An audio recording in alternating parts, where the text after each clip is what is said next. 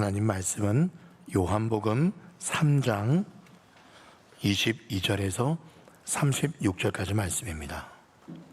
교독하겠습니다. 그 후에 예수께서 제자들과 유대 땅으로 가서 거기 함께 유하시며 세례를 베푸시더라. 요한도 살렘 가까운 에논에서 세례를 베푸니 거기 물이 많음이라. 그러므로 사람들이 와서 세례를 받더라. 요한이 아직 옥에 갇히지 아니하였더라. 이에 요한의 제자 중에서 한 유대인과 더불어 정결 예식에 대하여 변론이 되었더니 그들이 요한에게 가서 이르되 랍비여, 선생님과 함께 요단강 저편에 있던 이 곧 선생님이 증언하시던 이가 세례를 베풀매 사람이 다 그에게로 가도이다. 요한이 대답하여 이르되 만일 하늘에서 주신 바 아니면 사람이 아무것도 받을 수 없느니라. 내가 말한 바 나는 그리스도가 아니요 그의 앞에 보내심을 받은 자라고 한 것을 증언할 자는 너희니라. 신부를 취하는 자는 신랑이나 서서 신랑의 음성을 듣는 친구가 크게 기뻐하나니 나는 이러한 기쁨으로 충만하였노라. 그는 흥하여야 하겠고 나는 쇠하여야 하리라 하니라. 위로부터 오시는 이는 만물 위에 계시고 땅에서 난 이는 땅에 속하여 땅에 속한 것을 말하느니라. 하늘로부터 오시는 이는 만물 위에 계시나니 그가 친히 보고 들은 것을 증언하되 그의 증언을 받는 자가 없도다. 그의 증언을 받는 자는 하나님이 참되시다는 것을 인쳤느니라. 하나님이 보내신 이는 하나님의 말씀을 하나니 이는 하나님이 성령을 한량없이 주심이니라. 아버지께서 아들을 사랑하사 만물을 다 그의 손에 주셨으니 교독합니다. 아들을 믿는 자에게는 영생이 있고 아들에게 순종하지 아니하는 자는 영생을 보지 못하고 도리어 하나님의 진노가 그 위에 머물러 있느니라. 아멘. 흔한 속담 가운데 이런 속담이 있지요. 사촌이 땅을 사면 어떻게 됩니까? 갑자기 배가 아프기 시작합니다. 배가 아픕니다. 너무 자연스럽게 말씀하는 걸 들어보니까 많이 아파 보신 것 같아요. 그런데 오늘은요, 남이 잘 되어서 배가 아픈 게 아니라 오히려 남이 잘 되니까 내 배가 더 부르고 시원해가지고 행복에 겨우 어쩔 줄 모르는 한 남자가 등장을 합니다. 누굴까요? 세례 요한입니다.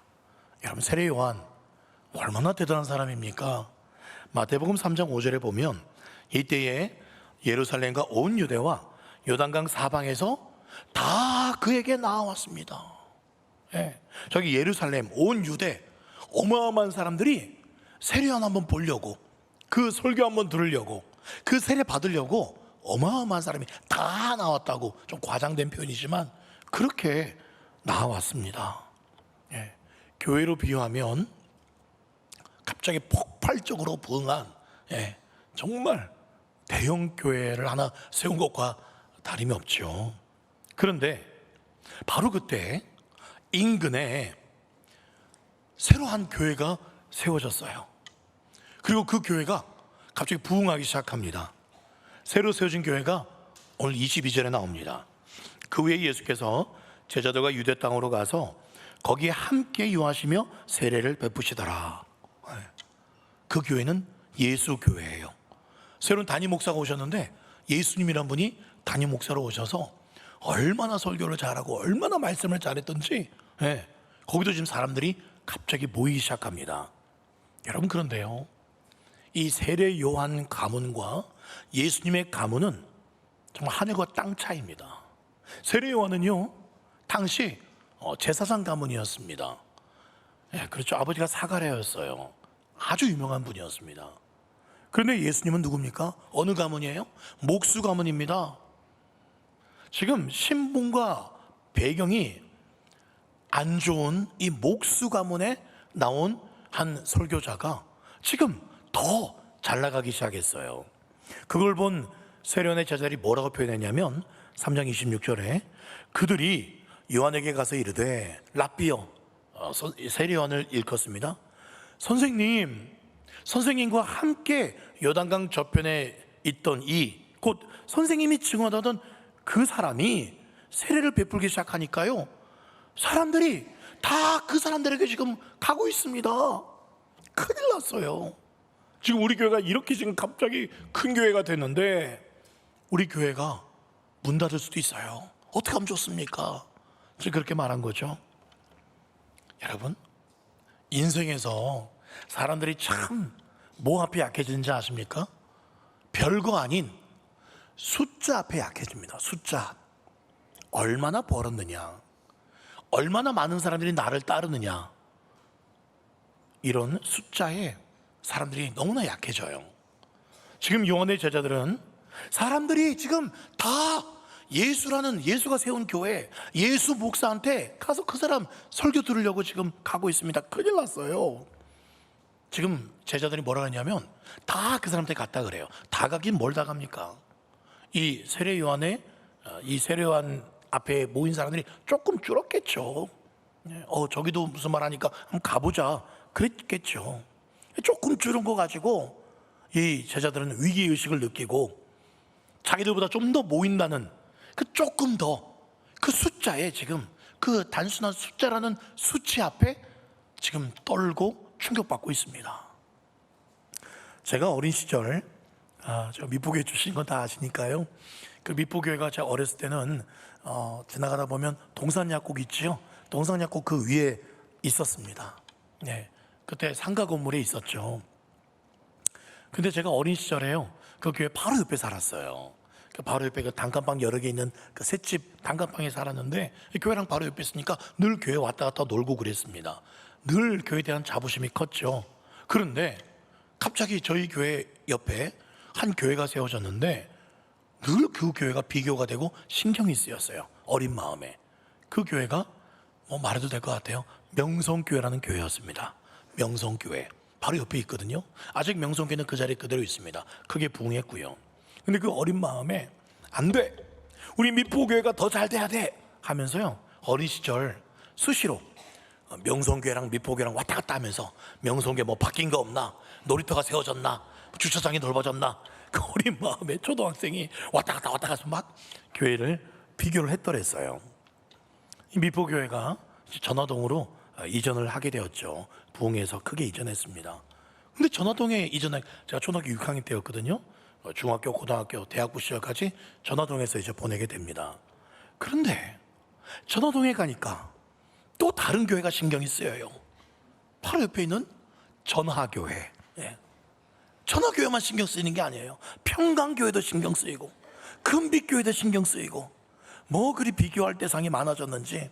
아니야, 우리 미포교회가 더 분위기가 좋아, 우리 미포교회가 멤버 구성이 더 좋아 라고 혼자 정신승리를 한동안 했더랬습니다. 여러분, 혹시 여러분들 가운데서도 우리 가까이에 있는 다른 교회와 혹시 비교하신 적이 있으십니까? 우리 가까이에 바로 옆에 니은으로 시작되는 교회가 있지요. 니은으로 시작되는 교회가 있어요. 그리고 조금 작지만 시옷으로 시작하는 교회도 있습니다.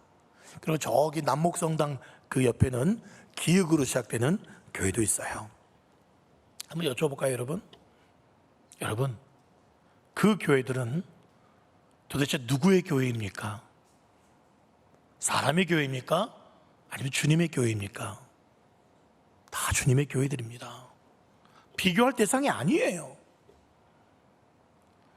제가 새벽에 이제 사만 아파트에서 새벽기도 이렇게 내려올 때 보면은요, 사만 아파트가 약간 높은 데 있잖아요. 그럼 내려올 때 보여요, 저희 교회, 그리고 그 옆에 있는 두 교회, 그 십자가들이, 빨간 네온 십자가가 세 개가 서 있는 게 그렇게 아름다워 보여요. 얼마나 은혜가 되는지 모릅니다.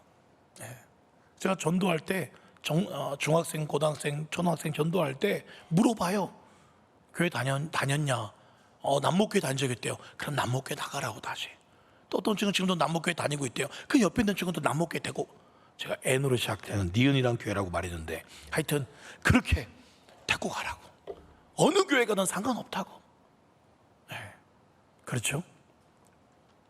놀랍게도요, 지금 이렇게 흥분해 있고 화가 나 있는 제자들과는 정반대로 세례요한은 이 상하리만큼 전혀 요동하지 않아요. 오히려 뭐라고 말합니까? 28절, 내가 말한 바 나는 그리스도가 아니야, 그의 앞에 보내심을 받은 자라고 증언할 사람들이 바로 너희 제자들인데 무슨 소리 하고 있느냐 그러고 있죠. 세례요한의 목표는 사람들이 자기에게 몰려드는 게 아니에요. 오직 세례요한의 목표는 사람들이 예수께로 가는 것. 그래서 자기 두 제자, 가장 유능한 두 명의 제자 안 데려와 사도 요한을 예수님께로 보냈지 않습니까? 여러분, 최근에 담임 목사로 나가게 된 후배 목사가 위임식을 앞두고 저한테 전화로 이렇게 몇 가지를 물어보더라고요. 형님 교회는 성도가 몇 명 모이냐고, 그리고 형님이 받고 있는 사례는 어떻게 되냐고. 그래서 그 친구가 하는 말이, 자기는 지금 담임 목회로 이번에 가게 된 그 교회 크기, 사이즈에 비해서 자기가 받는 사례가 좀 적은 것 같다고, 그렇게 제게 솔직하게 이야기하더라고요. 그래서 제가 그랬습니다. 아무개 목사야, 두 번 다시 나한테 혹은 다른 친구 목사들한테 사례가 얼마인지, 그리고 너네 교회는 성도가 얼마나 모이는지 절대 물어보지 말라고 제가 그렇게 말했습니다. 그런 질문은 마귀가 좋아하는 질문이라고. 몇 명이 모였든 우리를 담임 목사로 섬길 수 있는 기회를 주신 것만 해도 우리가 얼마나 하나님께 감사하냐, 제가 그렇게 말했어요. 그리고 과거 한상동 목사님, 우리 고신 교회를 세우신 그 한상동 목사님의 동생 한명동 목사님이라고 계세요. 정말 많이 공부도 많이 하신 분인데 작은 교회, 시골 교회에 청빙을 받으셨어요. 사례가 적었나 봐요. 그래서 그냥 사례가 적었는지 아니면 사례를 못 받았는지는 모르겠어요. 사례가 떨어지고 없으니까 그냥 굶었어요. 3일을 온 가족이 그냥 굶었어요. 저 먹을 게 없습니다라고 성도들에게 손 벌리지도 않고 하나님이 인도하시겠거니. 근데 우연찮게 지나가던 교인이, 목사님 요즘에 잘 사시나, 문제 없나, 부엌에 살짝 들어가서 보니 쌀이 떨어졌어요. 그거 발견하고는 이 쌀이 떨어진 게 오래된 것 같아요.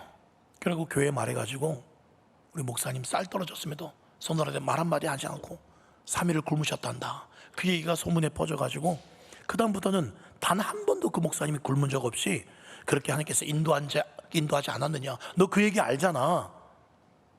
목사야, 후배야, 주님께서 결코 우리 안 굶기신다.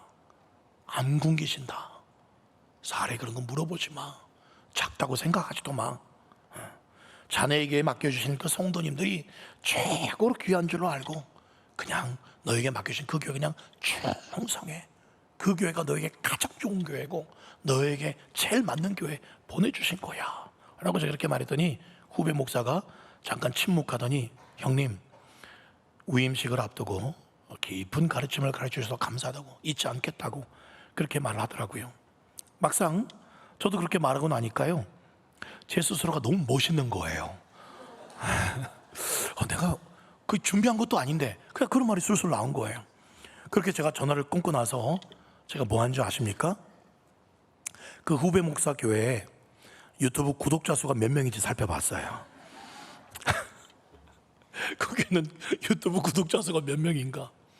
저도 똑같은 사람입니다. 저도 정신 안 차리면 마귀가 주는 시기 질투 넘어갑니다. 저 교회는 부교육자가 몇 명인가? 그런 거 저도 볼 때가 있어요. 볼 필요도 없는데. 세례요한은 오늘 분명히 말합니다. 28절, 내가 말한 바 나는 그리스도가 아니야.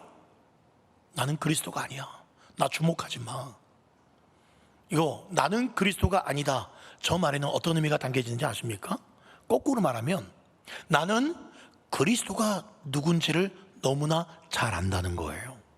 나는 광야에서 외치는 소리일 뿐이라는 겁니다. 소리는 한 번 말하면 사라집니다. 그건 없어져 버려요. 자기의 소기의 성과만 그렇게 달성하고는 소리는 사라지는 것이 소리입니다. 나는 그런 존재일 뿐이라는 거예요.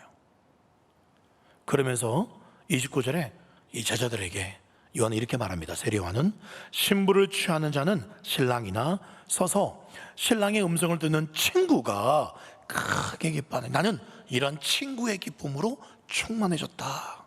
여러분, 고대 문서에 보면 어떤 상황에서도 신랑의 친구는요, 신부에게는 전혀 관심이 없는 그런 사람이 신랑의 친구의 들러리가 될 수 있다고 합니다. 또 들러리일 뿐이기 때문에 신랑과는 절대 신랑보다 돋보여서도 안 되고요, 신랑과는 경쟁할 수 없는 사람이어야만 신랑의 들러리가 될 수 있다는 그런 기록이 남아 있어요. 신랑 친구의 사명은 한 가지입니다. 이 혼인 예식이 아무 문제 없이 잘 진행이 되고 신랑과 신부가 너무 기뻐서 하나가 되는 것을 보는 것, 그게 신랑 친구의 진짜 사명입니다. 왜 그렇습니까? 왜 신랑이 기쁜데 내가 기뻐요? 그 신랑을 내가 너무너무 좋아하는 신랑, 내 친구니까. 그 신랑된 내 친구의 그 결혼식이 내 결혼식과 같다는 거예요. 그렇게 그 친구는 그 신랑을 진짜 좋아하니까, 믿고 사랑하니까 그 신랑, 그 친구가 결혼하는 걸 내가 결혼한 것처럼 기뻐한다는 거예요. 그 신랑의 기쁨이 내 기쁨이 되는 거예요. 세례요한이 바로 이 기쁨으로 충만한 거예요. 예수님이 누군 줄 알고, 감히 나 같은 것을 신랑 되신 예수님의 친구로 나를 삼아주다니. 나는 그분의 신들매 풀기도, 그 종처럼 신발끈 풀기도 감당치 못할 그런 사람인데 나를 신랑의 그 예수님의 들러리로 삼으셨다니. 지금 그 기쁨에 못 이겨 하고 있다는 겁니다. 예수님의 기쁨이 바로 나의 기쁨이야. 그렇게 지금 진짜 신랑의 친구요 들러리였습니다. 사도 바울도요 똑같은 고백을 했어요. 고린도서 11장 2절, 내가 하나님의 열심으로 너희를 위하여 열심을 내노니 내가 너희를 정결한 처녀로 한 남편인 그리스도께 드리려고 중매함이로다.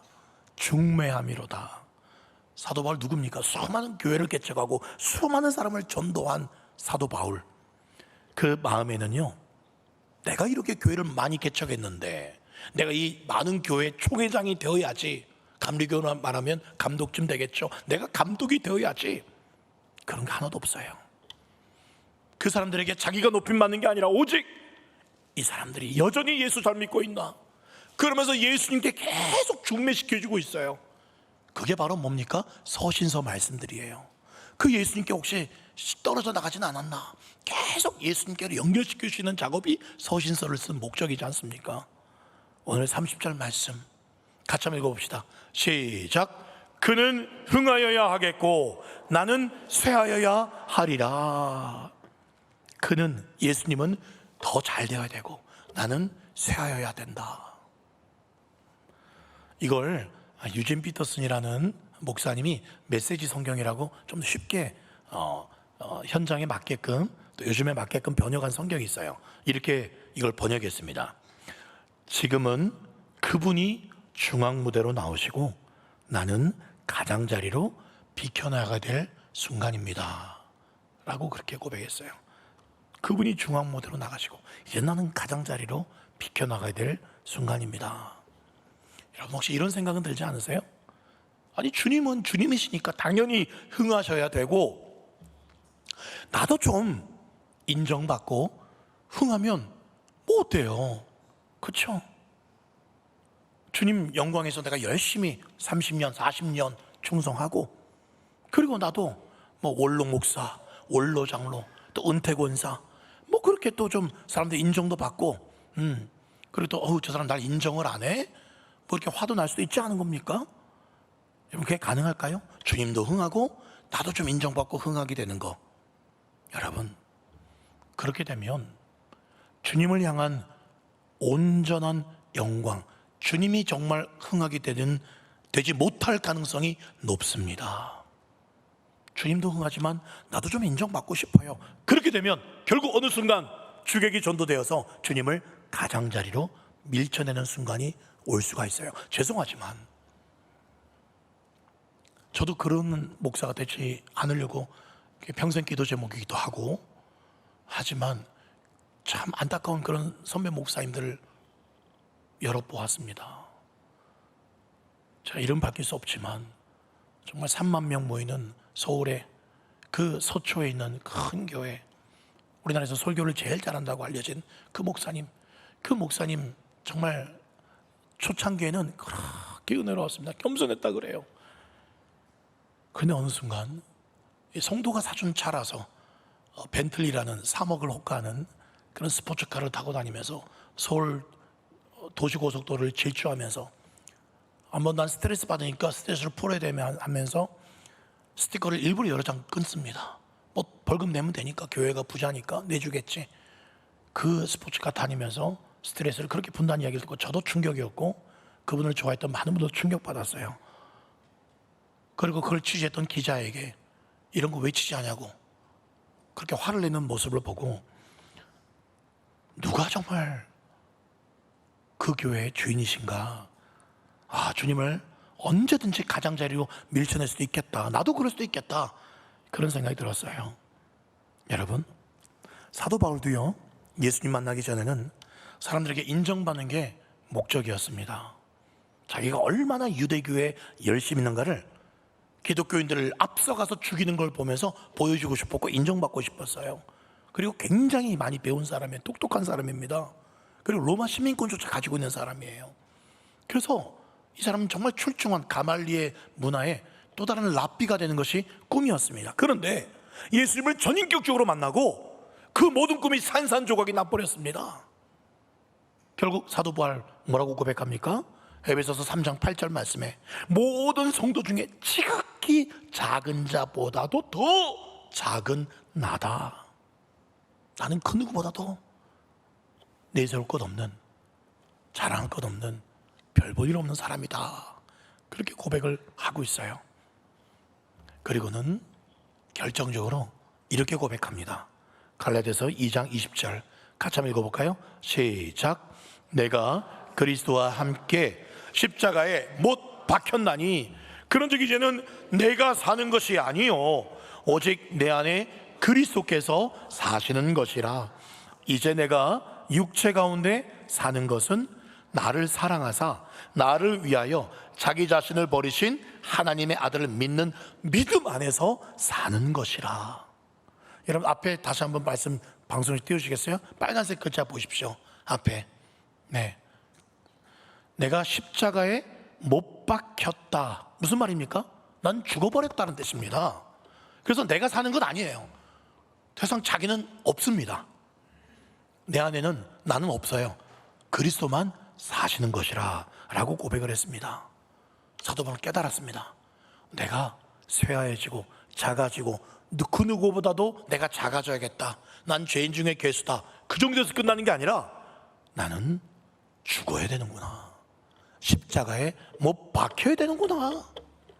그래야 그때 예수님과 진짜 연합될 수 있고 예수님이 내 안에서 사실 수 있는구나. 그렇게 지금 고백을 하고 있는 거예요. 이전에 하덕규라는 크리스천 가수가 이런 유행가를 가사를 썼습니다. 내 안에 내가 너무도 많아 당신의 쉴 곳이 없네. 이걸 조성모 씨도 이렇게 리메이크를 했는데요. 그런 것 같습니다. 내 안에, 우리 안에요, 내가 너무도 많으면 주님의 쉴 곳이 없어요. 주님의 살 곳이 없습니다. 주님께서 우리 안에 사시는 것이 그게 바로 천국이고 그게 바로 영생이에요. 주님께서 우리 안에 사시게 하는 것이 그래야 우리 진짜 자유함을 누리는 겁니다.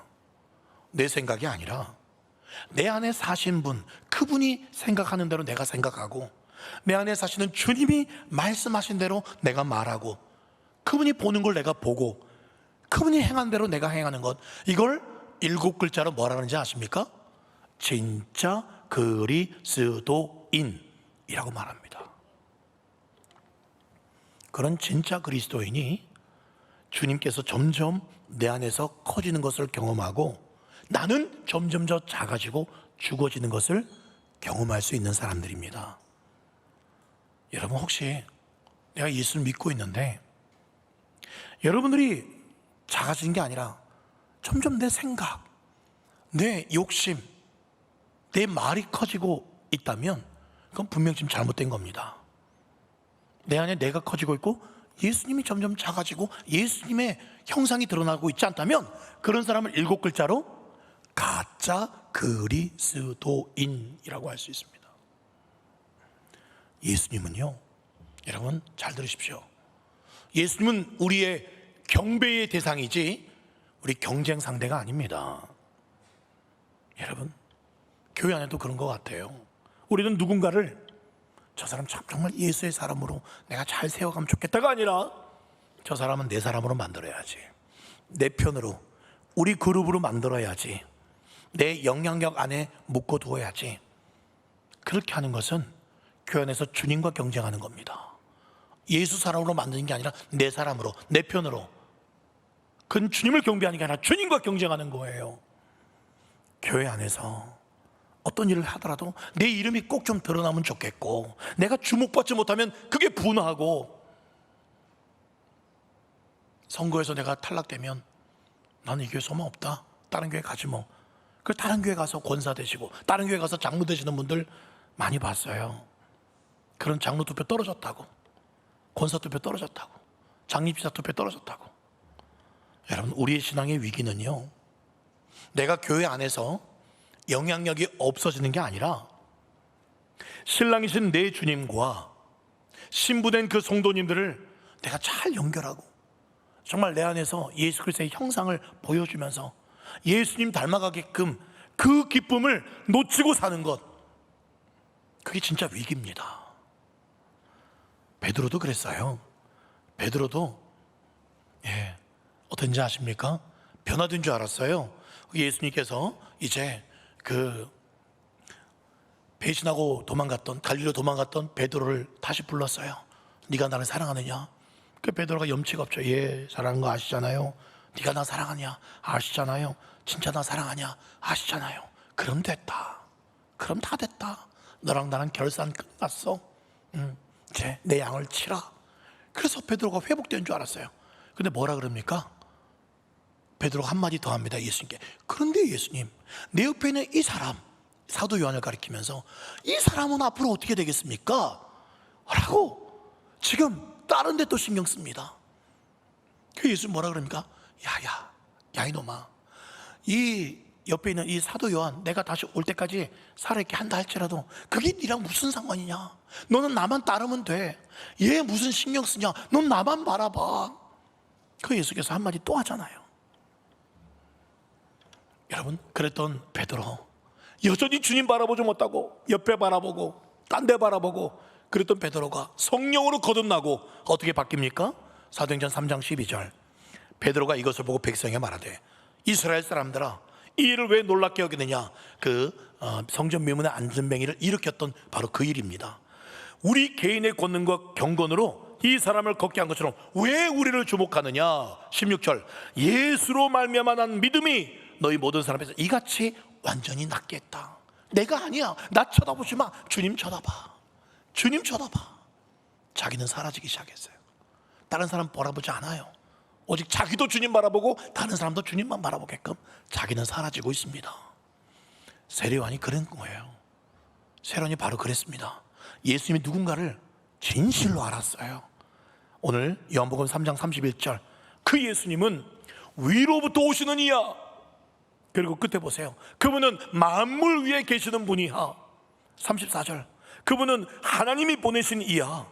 그분은 하나님이 성령을 한량없이 부어주시는 분이야. 35절, 아버지께서 만물을 다 그 예수님 손에 다 주셔서 만물의 주인이야 그분은.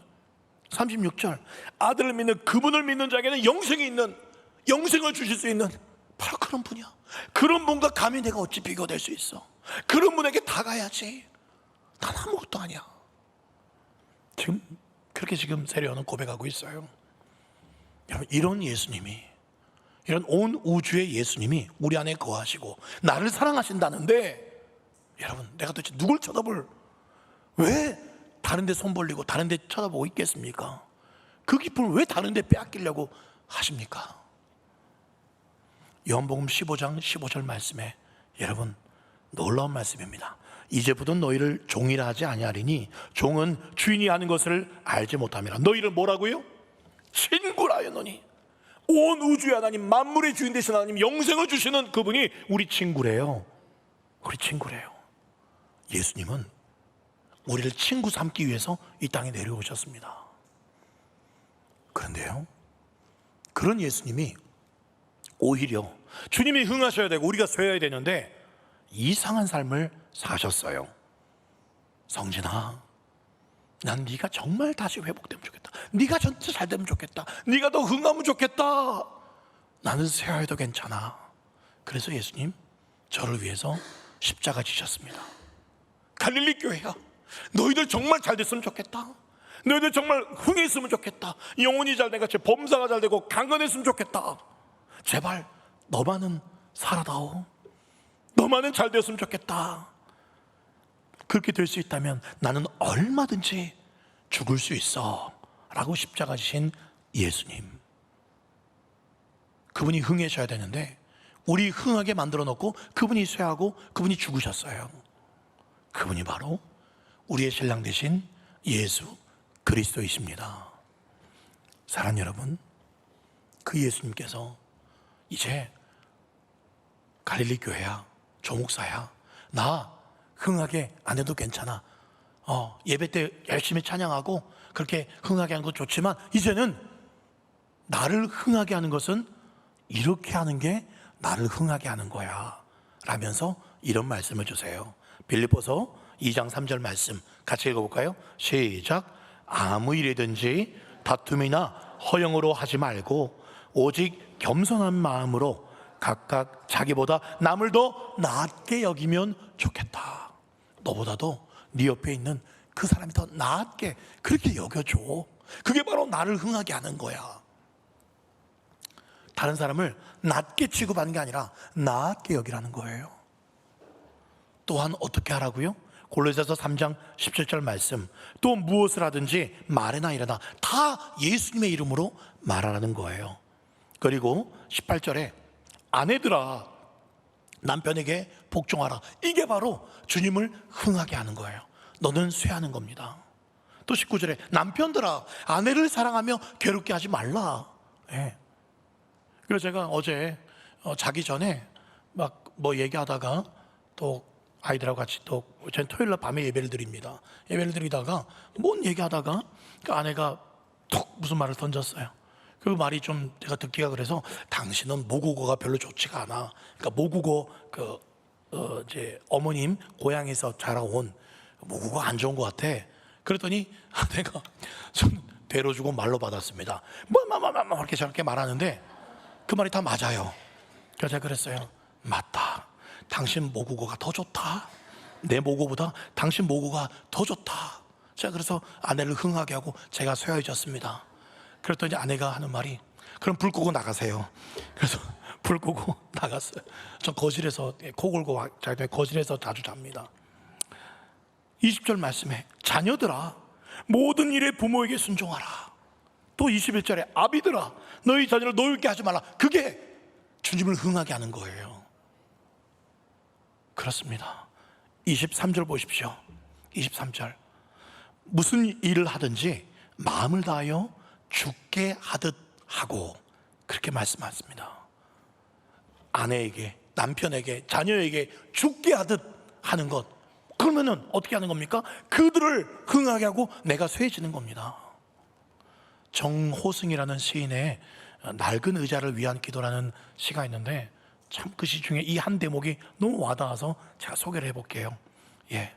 나는 왜 당신의 가난한 의자가 되어주지 못하고 당신의 의자에만 앉으려고 허둥지둥 달려왔는지, 나는 왜 당신의 의자 한번 고쳐주지 못하고 부서진 의자를 다시 부수고 말았는지, 산다는 것은 결국 낡은 의자 하나 찾아낸 일이었을 뿐, 낡은 의자에 한번 앉았다가 일어나는 일이었을 뿐.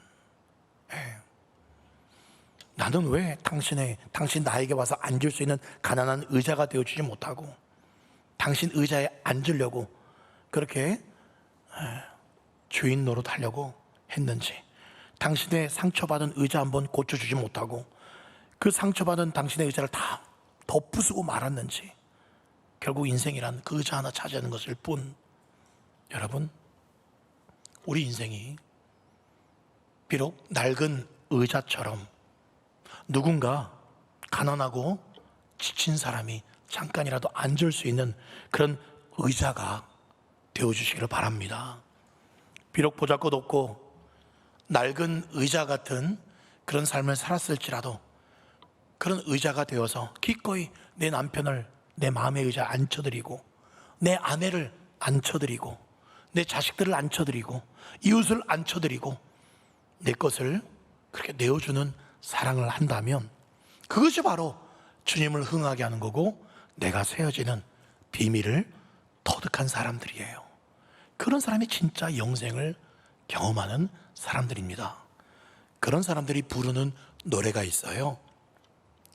저 높이 솟은 산이 되기보다 여기 오름직한 동산이 되길, 내가 아는 길만 비추기보다는 누군가의 길을 비춰준다면 삶의 한 절이라도 그분을 담기 원하네. 사랑 그 좁은 길로 가기 원하네. 그 깊은 길로 가기 원하네. 그 높은 길로 가기 원하네. 말씀을 맺겠습니다. 제가 주여 기꺼이 낡은 의자가 되어서 내 주님 평생 앉혀드리며 주님만 높여드리며 살겠습니다.